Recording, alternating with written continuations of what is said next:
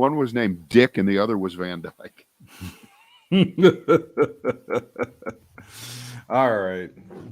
That guy named Van Dyke was the guy that hung out with Brian Wilson when the Beach Boys were imploding. All right. We should be able to share Dick and Van Dyke. You come here, Van Dyke.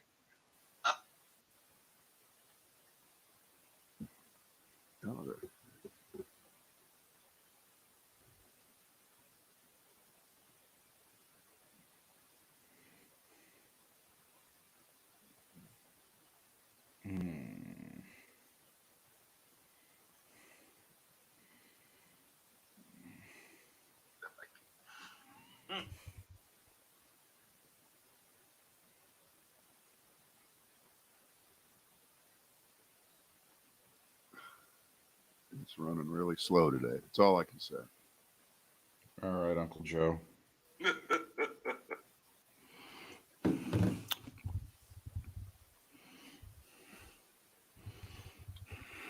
I'm going 50-50 on Smirkanish at 9 o'clock on CNN. Could be. You never know. Well, I think your Brian Williams solution sounds like a pretty good one to me. Brian Williams, but the Smirkanish may not get it, but he's doing this week anyway. He was already going to do this week anyway. Mm-hmm. So, you know how the cable news is. Okay, did a week. Do another week. Do another week, right? Shit, it's just not. Come on, you bastard. There we go.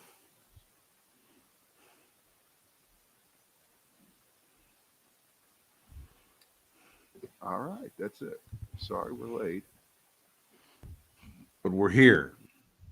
Looking for some atmosphere.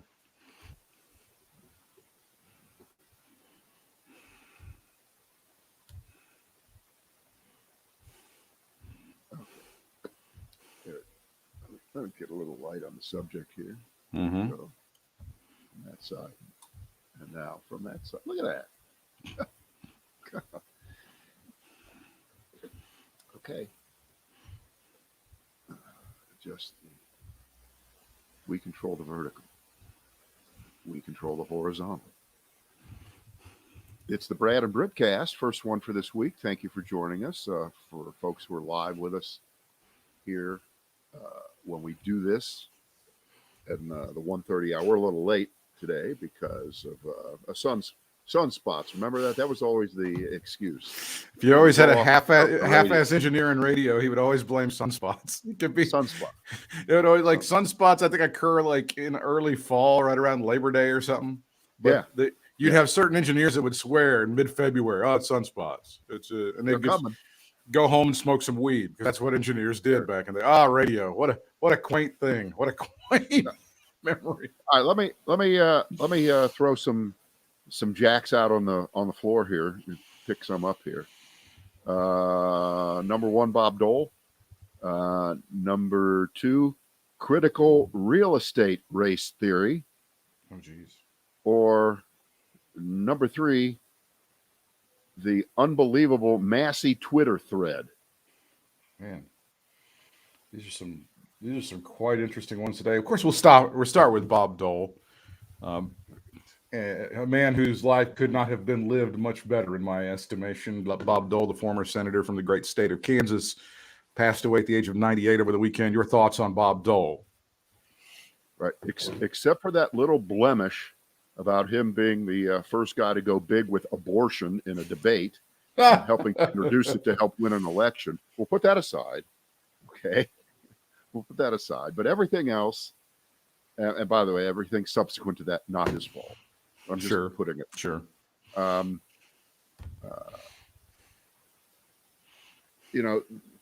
time span on his life is kind of everything, okay?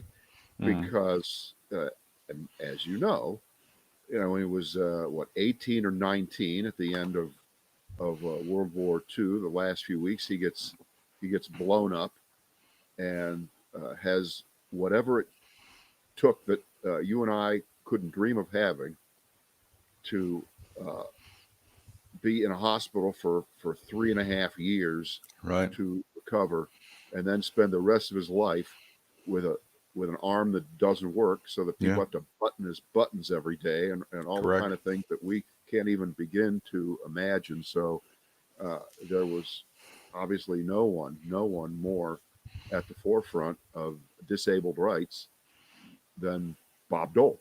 That just wasn't. I mean, I heard a story this morning. He and the late senator from Hawaii, Daniel Inouye, same generation, Correct. World War II, both got injured. Both were in the hospital together at that time, in 1945, 6, 7, and of course they became good friends and decided, what can we do to pay back our country for the opportunities, which is a pretty remarkable thing to say when you've just gotten blown up on behalf of but those are the kind of people. That's why they're called the greatest generation. That's why they don't make movies about this generation called A Fucking Great Generation, dude. Okay, it's just not the same. Anyway, so they both get elected to Congress, right? And then Inouye gets elected as the first senator from Hawaii. This is 1959. Dole doesn't make it into the Senate for many more years after that. I think Dole didn't get elected till 74, something like that was his first term, something like that. And Inouye is in this room, I don't know, cloak room, wherever they meet. Dole walks in. It's his first day as a senator, and Inouye looks at him and says, "What took you so long?" I love it. It's the best. And who knows whether those kind of stories are absolutely positively true. They may not be, but we want them to be, and they're good stories. And I think what sticks out to me about Bob Dole, and I really do believe this, and I know it's not fair to compare people from that generation to everyone now, but you know what? Yes, it is. Okay. And questions are asked, well, if Bob Dole was around today in his prime, would he be exactly like these other Republicans? And that's an impossible question to answer. I don't think he would have a home. I don't think he has a home in today's Republican Party. I think he's one of those guys. Well, okay, but no one is the same now as they would have been 40 or 50 years ago if you could turn back. But would he have told Donald Trump to fuck off and flush his career down the toilet like, what's his name from Tennessee, Bob Corker, and Jeff Flake? Those are people that early in Trump's term said, I'm not going for this shit, and you're ruining the country. You suck. Everybody knows you suck. You're a liar. They called out Trump and they paid for it. Would Bob Dole have done that for his country? Let me put it this way. It would have been utterly sad and tragic if a guy who went through what he went through in World War II and lived through it eventually bowed down to the ass of Donald Trump. If I would have had to experience that, it would have made me extremely sad. So my thought is that no, he would not have been that guy. But as you say, people do things to survive, and there are a few people who have done a lot of things to kiss the ass of Donald Trump that I never thought would have happened. So I would hope, again, in my mind, that it would not have happened. I got two things. One of them was I saw a picture of him in the 1996 campaign, of course, when he was the Republican nominee running against Bill Clinton for re-election. He was easily defeated. And that was a picture of his headquarters. I guess this was in Washington. There was a large banner behind Bob Dole, and it had all of these alleged scandals that were haunting Clinton. And it said Filegate, Travelgate. And then at the bottom it said, you make up your mind on November the 4th or whatever. And I thought, oh, that is so cute. That's what used to pass for a political scandal in this country. That used to be like really damaging shit, that Bill Clinton was going around raping and murdering people in the back roads of Arkansas. It seems like a much quainter time, Well, but to be fair to Dole, yeah, and I think we can say this with absolute certitude. Yes, those were stories that were out in the public sphere. Bob Dole didn't dig those up.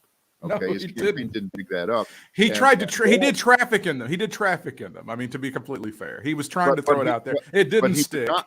But he didn't do opposition research as we know it today. No, he had about 100,000 people. Rush Limbaugh doing that for him. So no, he was. So again, to me, it seems like, oh, that's such a cuter era that they thought. And this is what is so frustrating again for people who are fans of Bill Clinton.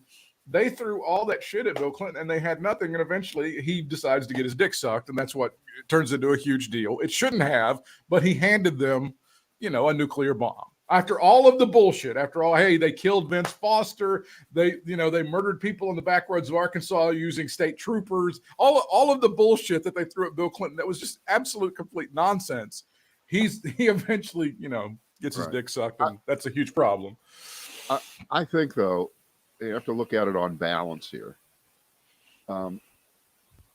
Because of who Bob Dole was and who Bob Dole became, I think it's really fair to say he really wasn't in this for his own glory. No, he really wasn't. I truly believe, and you've seen enough statements and you've read enough, that when he said that thing at the end of the 1996 campaign that he lost to Bill Clinton and said, it kind of sucks to lose, but I wasn't in this for me.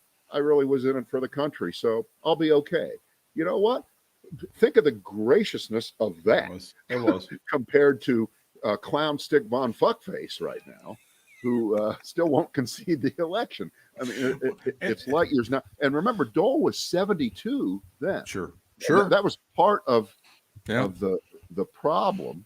Right. But he was certainly a youthful-looking 72, a good-looking guy. I mean, holy shit, Bob Dole.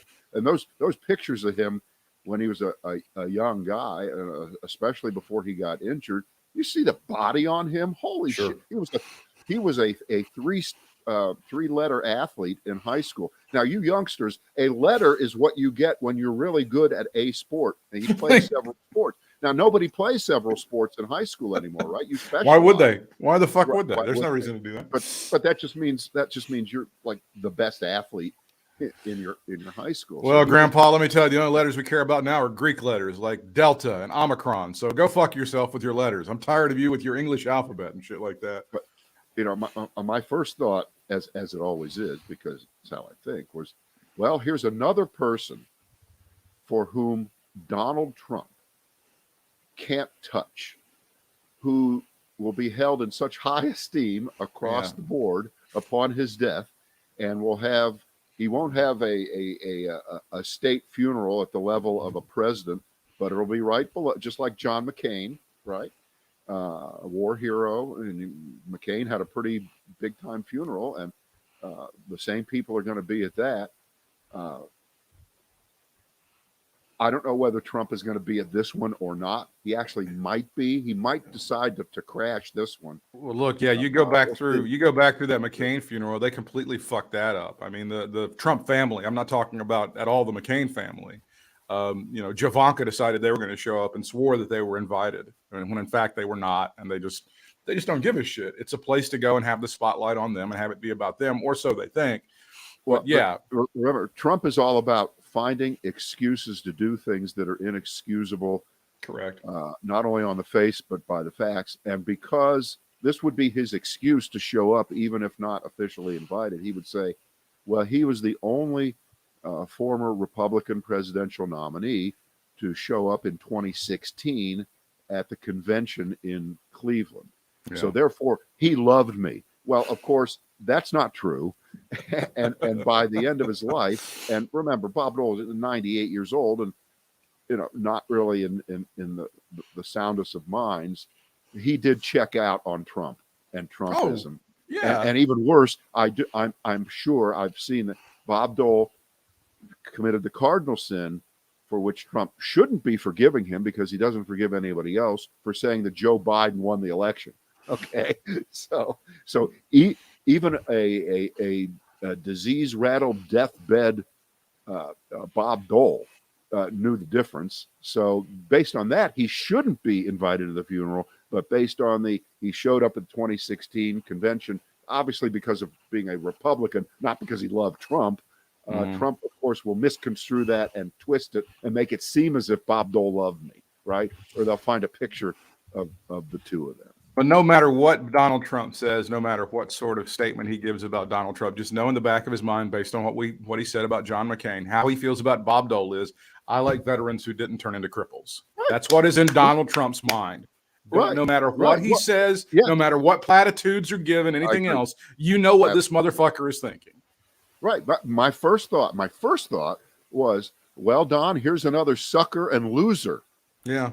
A guy dumb enough to go off to war and get himself shot up and severely injured. What do you think of him, Don? Yeah. Must not like him.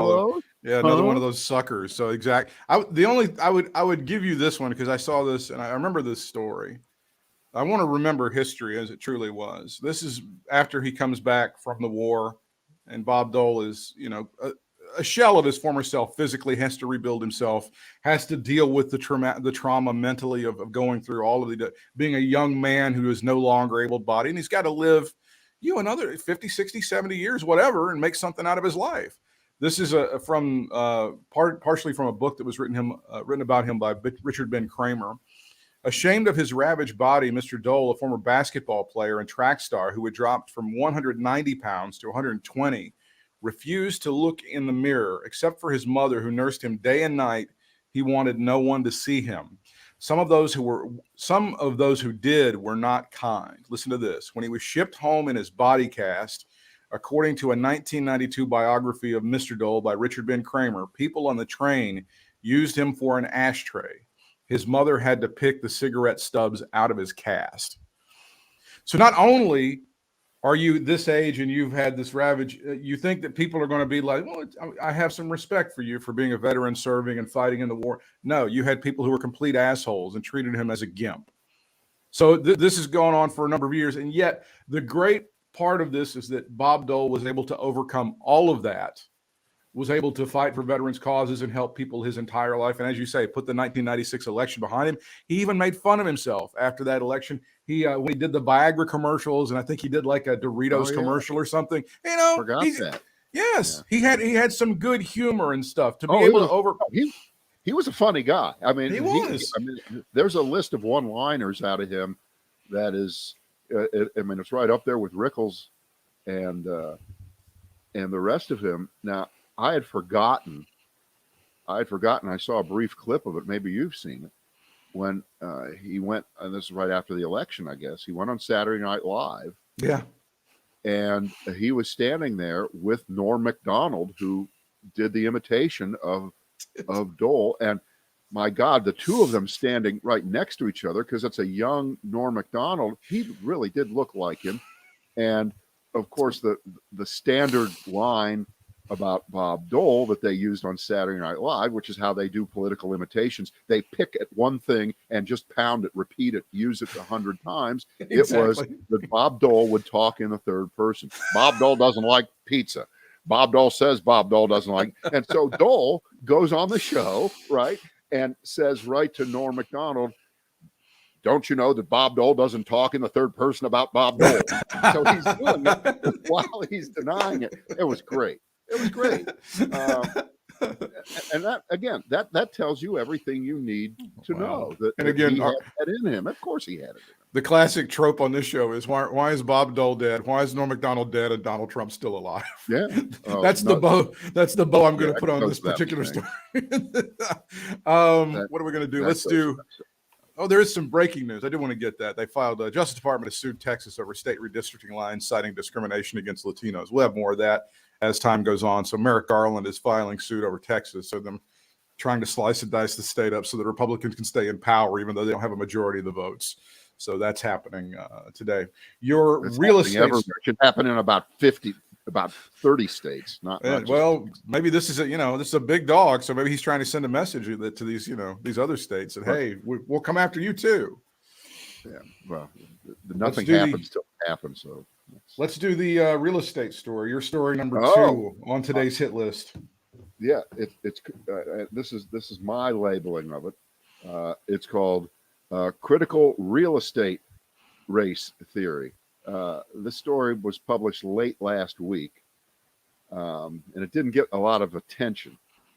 And this is a new version of a story that you've seen a couple of times over the last few years. We have a couple in California who were a little bit suspicious of the way their home was getting appraised by the appraisers. They said way undervalued. They say they put the theory to test. How do they do it?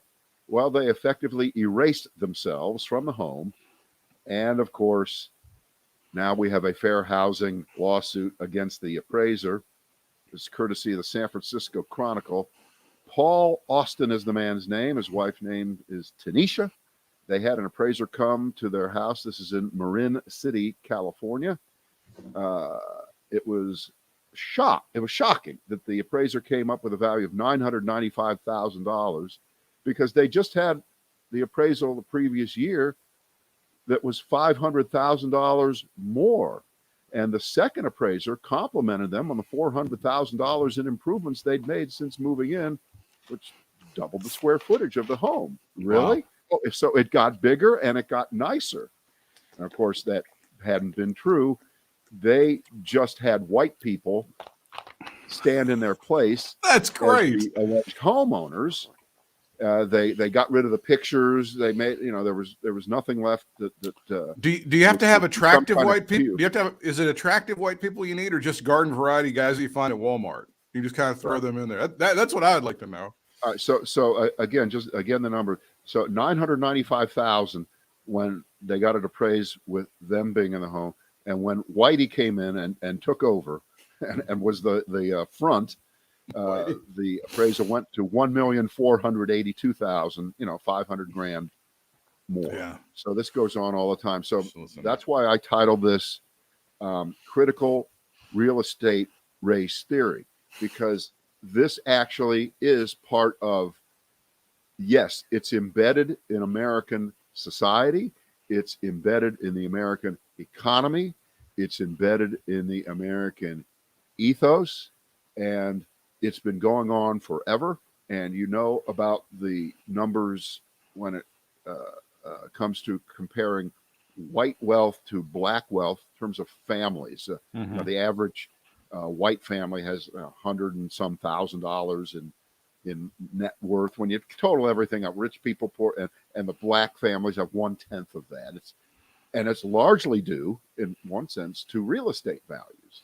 Okay, and this kind of demonstrates that. I think it's great that the Chronicle out there, the San Francisco Chronicle, found the story, that they did it.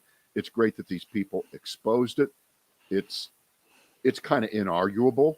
What's your defense against that, Mr. Appraiser? You got caught. You lied. You pretended that they improved the home and made it bigger, more square footage. Well, then of course it has to go up in price. Stop it. That didn't happen that way. I think it's an important story, and that's critical real estate race theory from my point of view. What say you, sir? Better to have 1 million homes overvalued than to have one child caught critical race theory in a public school, Brad. Right. That is my capper on that particular story. You also had another thread on your hit list, the Massey Twitter feed you wanted to discuss today. Oh my God. Yeah.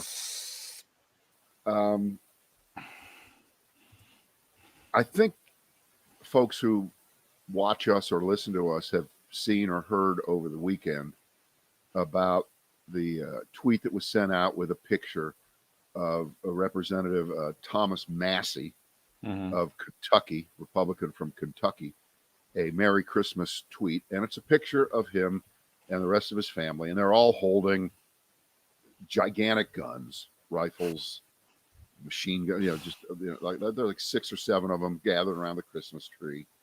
And over the picture, his caption is "Merry Christmas, P.S. Santa, please bring ammo." Ha ha ha ha. Now, okay, so of course the liberals get triggered by this. Yeah. Oh, they fell for it. Oh, he was just doing it to get them to react, and they did, and that's always the point. That's why Marjorie Taylor Greene says shit. That's why Lauren Boebert said, and it works every time, and it makes them more famous and blah, blah. You know the story. All right. So it's not funny. And it's not because liberals don't have a sense of humor. Yes, liberals do have a sense of humor. This is not about, is it funny? Things that are funny. Especially because it came 2 fucking days after the shootings in Michigan. Okay. That's right. So it's on his Twitter feed. Here's the first respondent that's up here. And it's from Fred Gutenberg. Fred Gutenberg is the father of one of the children killed in Parkland, Florida. And his response is, since we're sharing family photos, here are mine. One is the last photo I ever took of Jamie. The other is where she's buried because of the Parkland school shooting. The Michigan school shooter and his family used to take photos like yours, the one with people holding guns, as well. So he puts that in there. Now, what do you think the response is after that?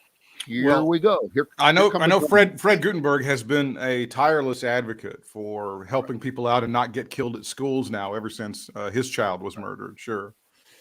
So the next guy, his name is, oops, hit the thing wrong. Dickface 35217. Scott Moorfield. Ah. He's replying to Fred Gutenberg and to Representative Massey. Responsible gun ownership and defending freedom have absolutely nothing to do with evil people who use guns to kill people. As sad as I am for your loss, or he's speaking to Mr. Gutenberg, truly, using emotional manipulation to advocate for a tyrannical political position is disingenuous at best. First of all, you fool, he didn't advocate for any political position in his tweet. He just put up some pictures of his daughter and her gravesite. Was that advocating? Wow, talk about getting triggered, huh? If someone reminds you that, yes, real people have their lives destroyed, real people's families have their lives destroyed by school shootings, that's an attack, a tyrannical attack on your supposed sacred Second Amendment right. All of our no, it's not, you idiot. All right. Now we have enough. I would also say, just to add before you go into the next one, for those people that are Christians that are always seeing some sort of conspiracy theory that their religion is being shoved out and secularism is taking over, for somebody to use Jesus' birthday as a chance to sport some guns, fuck you guys. This Ricky Bobby version of Christianity and what Jesus did, where, Ricky Bobby's at the table praying and he goes, 6 pound, 7 ounce baby Jesus. And then the other guy goes, hey, I like my Jesus that I pray to be the guy in the tuxedo shirt because he likes to party. This is the shit that you guys should be calling out, not a Starbucks cup or somebody not saying Merry Christmas at Target. But you guys always kind of go toward the wrong shit. Go ahead with your next statement here. Very sorry for your loss. It's unimaginable. A nightmare come to life. But no one in that photo killed Jamie, your daughter. They have absolutely nothing to do with her death. On the other hand, the FBI has a lot more guns than you see in this picture, and they failed miserably to protect Jamie. All right. I see an army of straw men. Is that an army of straw men that I see before me? No, that's that's almost too stupid to read. To talk about. So on it goes from there. Meanwhile, in a moment of grace, I don't know if you saw this, you probably did. Dan Campbell, the coach of the Detroit Lions, dedicating the game ball to the victims of that shooting in Oxford, Michigan. It was the first victory of the season as the Detroit Lions on the last second beat the Minnesota Vikings. Dan Campbell, by any stretch of the imagination, is a testosterone-filled, knuckle-dragging sort of man. But here he's got the balls and the heart and the grace to see the real story. And Thomas Massey and his band of merry assholes does not. They cannot represent anything. And I appreciate Dan Campbell for saying those people's names post-game and for bringing attention to this, because it was appropriate to do. And God bless him for what he's doing in Detroit. I hope he has many successful seasons there. But he was put in that place at that time to do that thing. And by the way, it's so easy to do the right thing like that. It is. It is. But you really have to plot like an idiot. Think of this. A week ago, this shooting occurs, and what does this representative from Kentucky? I got a good idea. Hey, here's a fine idea. Yeah, let's all pose with guns, and I mean, just think of what you have to do to get to that point. It's pretty stunning. I don't even know if that's the saddest part. That there's going to be some of his constituent goes, "Yeah, that's my boy. I love him." You know, and then they're going to get. I've kind of been joking in my mind over the past few days. I wonder if the NRA's legal defense fund is trying to go ahead and grab a bunch of money for the parents of this asshole in Michigan. Are they trying to help these people out? Have they circled the wagons, got the GoFundMe's up and going like that? No, but their first. I did look for this the other day. I wanted to see what their first public communication was. Yeah. After it all happened. Okay. And it was a tweet, and the timeline is 6:55 in the afternoon on November 30th. Okay. Right? Okay. So that would be on that day, right? Okay. That would be on Monday. The day that it happened. The day that it happened. All right. So they tweeted this out. It's a meme, and a very, very sharp reader noticed a mistake in there, the kind of mistake that I revel in, which is a major spelling error. Nice. But this is the NRA, and they wrote that this is proof that the criminal is the problem, not an inanimate object. This is really not hard to comprehend. So they sent out this meme that says in big letters, FBI crime data exposes the anti-gun left. Now, remember, this is on the day of the shooting, and we already have 3 dead. I don't think the 4th person died until the next day, but it's 3. And they sent out this little meme, and it's a bar graph. Imagine, 3 bars, and the first bar says 454 rifles. The second bar says 657 hands. The third bar says 1,732 knives. And then below that, it says types of weapons used to commit murder last year. All right, first of all, they spelled weapons, you ready? W-E-A-O-N-S. Weapons. They left the P out. Okay, which I hadn't noticed. I wish I would have. But it's not as if there's some accuracy to it. And, of course, another person quickly said, wait a minute. I didn't know that rifles were the only way people get shot and killed in this country. Really? 454. So are you discounting the other 34,000 who died from handguns? So this, I mean, how stupid do they think we are? And by the way, if 657 people got strangled to death, I guess that's I guess we have to have hand control. Right. Well, but this is what they do. This is what they do. They always, and I guess we need a waiting period for knives. They do bullshit like that all the time.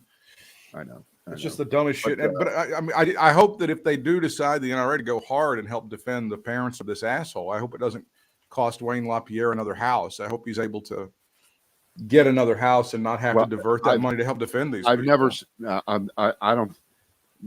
don't even think they're stupid enough to come to the parents' defense. I mean, this is the most egregious case ever, because it isn't just a case of, well, the parents first of all, they bought the kid the gun for Christmas. So here it is, 3 weeks before Christmas, he got the present early. That's the first thing. First of all, yeah, you've sinned there. Right, that's a sin. But they don't even have we accidentally didn't lock it up. We accidentally put it below our bed, and they don't even have that. They don't have any of those kinds of, we were just stupid, we were just negligent kind of things. I mean, they were part and parcel to tweeting to the kid, don't get caught next time. All these kind of, they're in on it. They are like the driver in the getaway car at the bank robbery, and the driver of the getaway car is just as guilty as the person who walks into the bank. That's the way it works. So I think they've got a pretty good case against these folks. But Michigan which, as you know, I'm not a big fan of just Michigan in general for not a several huge reasons. fan. Yeah, for a lot of But reasons. Michigan is one of those states where every time reasonable gun legislation comes up, it gets crushed by Republicans It gets killed. who are in that state legislature. And I mean, I hate to go back to my playbook here, but we really need the child of a Republican legislator to get killed in one of. We need, because that's the only thing they ever respond to, right? When it personally affects them. That's the only time you ever get movement from Republicans in this country in favor of any kind of social progress.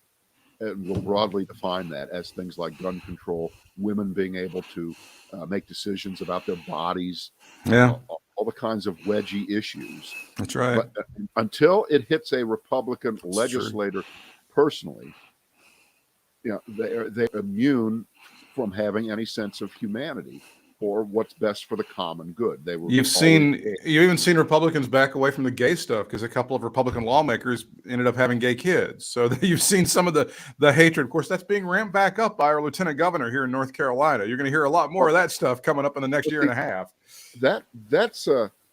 You've just thrown a jack out. It's way out in the corner there. Can I bring it back in? Because I think this one's worth mentioning. Because the famous slippery slope argument, which is often used inappropriately, if we do this, then blah, blah, blah, blah, blah, blah will happen. Well, in the case of the abortion decision, which is going to come in the spring or in the early summer, that is going to gut abortion rights in this country to some degree. Don't know how much. It'll be either a lot or a hell of a lot, right?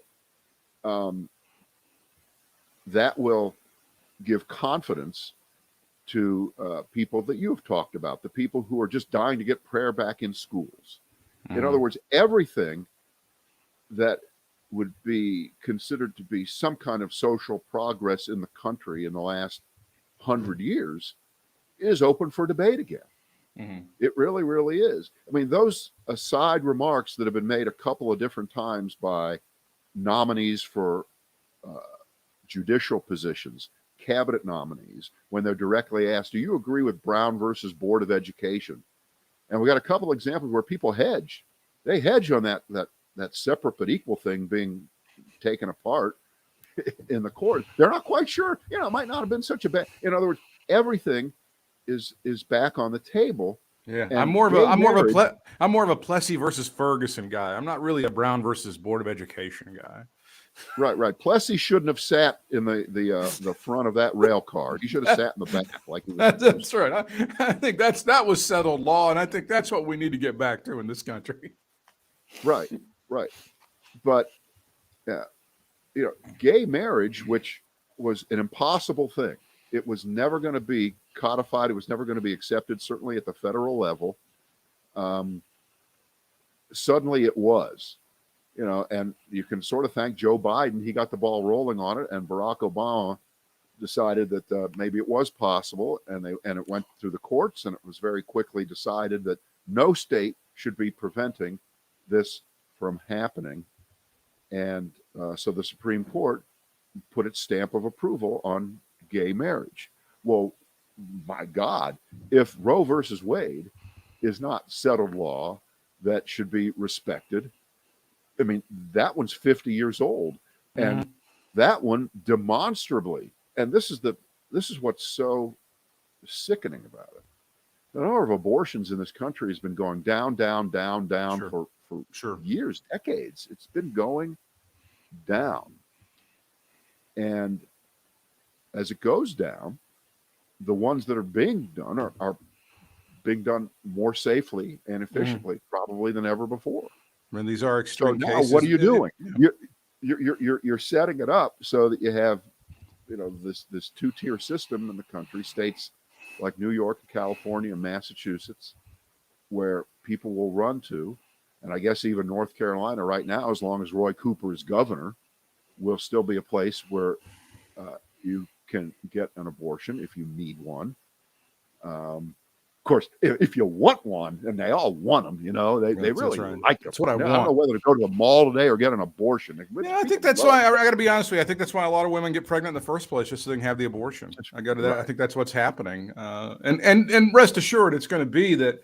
Well, it should be up to the states, and if you're in Arkansas, you're fucked. But if you're in New York, you're okay. If you're in Alabama, you're fucked. If you're in California, that is going to be. That is not. And then, but it's going to come to the fact that if you transport somebody across state lines, they're going to try to make that into an illegal activity as well. So I mean, that's just baked into the cake. So, but the reason that is, that is a reconstitution of the Fugitive Slave Act. It is absolutely. If a slave escaped from a slave state to a free state, you could go get them. You could send Dog the bounty hunter, his grandpa, to grab them back because they was your property. As it was known back in the days, and it's still enshrined in the Constitution, a militia. That's what a militia was. That was folks that were posseed up to go get the slaves. This one may be too dumb for us to talk about, but it is making news today. Trump's new media deal draws SEC scrutiny of one company involved. This is this stupid social media thing, which I think drew about $300 million or something like that in initial public offering. So the Securities and Exchange Commission is right into it, Brad. They are into Donald Trump's bullshit, and they see what he's doing. Well, this is where you and I part company. This man is a great businessman. You don't even begin to understand the intricacies of the brilliance of the financial engineering that this great man has done for our country. Okay, don't give me this crap about Bob Dole. Okay, Bob Dole had how many houses when he died? They couldn't even count how many homes. It was insane. He just raped the government for. I so hope that they shut this fucker down, that they come up with the evidence very quickly that there's not one scintilla of legitimacy to what they're doing. And by the way, this way of financing startups is, it's being done a lot. Sure it is. All over the place. And sometimes it works. Sometimes it kind of crashes. Today, there's one that came out. You've heard of it. It's called BuzzFeed. BuzzFeed went SPAC today. Okay. And it opened higher and then it went into the toilet. I don't know where it is right now, but that's a legitimate business. They do stuff. They have advertising, and they may make it, they may not. And they thought that this was the time to do this. In terms of Trump, just how many months, how many years will we go with nothing to show for it, but money having been transacted somehow that ends up in Trump's pocket? You want to go over and under on how many months we'll hear about that? Forever. And I mean, it's some of this stuff goes back into I think the auspices of money laundering, if anybody looks into this enough. And I think there are enough people looking into this stuff. Did you hear, well, now that there's going to be a new CEO of Twitter, maybe Trump will be able to get back on Twitter. And I think that lasted about 3 seconds. He said, fuck no, there's no way he's getting I think people would like to think that Jack Dorsey was the hardcore guy. He really wasn't. I mean, he's not the hardcore guy, and anybody would say, Trump's not going to be back. He seemed kind of libertarianish to me. Yeah, I mean, people will say that. Last piece of Donald Trump stuff that probably will be too stupid for us to talk about. Trump brags to Mark Levin he stayed in office 4 years because he fired James Comey. That is the latest interview with Donald John Trump to the great Mark Levin. The great one is what they call Mark Levin. No, that's what Sean Hannity calls him. Oh, no, that's what. Oh, yeah. And by the way, the great one will always be Jackie Gleason. For always and forever. Be the great Jackie Gleason. Who left us some 35 years ago. Yes. So that would be too stupid for us to talk about, correct? Yeah. Well, it is, because it's under that headline of Trump believing, and until he gets taken away in handcuffs, and until he can't run for president anymore, and until he gets out of our lives, and until he's dead, he keeps getting away with things that are as bad or worse than we knew them to be at the time as they were happening in real time. And this would be another one. Did you think that he tried to get rid of Comey because he didn't like the kind of suits Comey wore to the office? No. he got rid of Comey because Comey was kind of onto him and wasn't taking his shit. Or even worse, he disrespected him in that moment, right? He disrespected him and then wrote everything down, and he got rid of him. And so he's bragging about the fact that, isn't that great? So is that illegal? No. Is Trump a bigger asshole than we could imagine? No, because we have imagined exactly how big an asshole he is, and it's always at that point where it's another. It's not surprising. It's not shocking. It's par for the course for him, and when he dies, there will be partying in the streets. That's all I can say. It's not going to be like Bob Dole. It's not going to be like John McCain. It's not going to be like George H.W. Bush. It's not going to be like Colin Powell. It's not going to be that way at all. There will be. You're saying when Donald Trump dies, when Donald Trump dies, they're going to be swinging, swaying, records playing, and dancing in the streets? Is that what you're telling me? Yes. Down in New Orleans, Philadelphia, PA, Detroit City. Don't forget the Motor City. Yeah. All right, that'll do it for us. You know what I saw over there? I never saw this one. I never saw Springsteen doing his version of Dancing in the Streets. Holy shit, he does a great job. Have you seen that clip? I don't think I've seen this. I gotta check that out. It's great. It's really great. He does a fantastic job on it. Highly recommended. I don't know how long ago he did it. I don't think it's that long ago, but it doesn't matter. I think he loves. I think he loves that Motown shit. I think he digs that stuff, and he'll pull that stuff out every now and again for sure. Yeah. He's all about it. That's our music recommendation for the day. We'll see you tomorrow.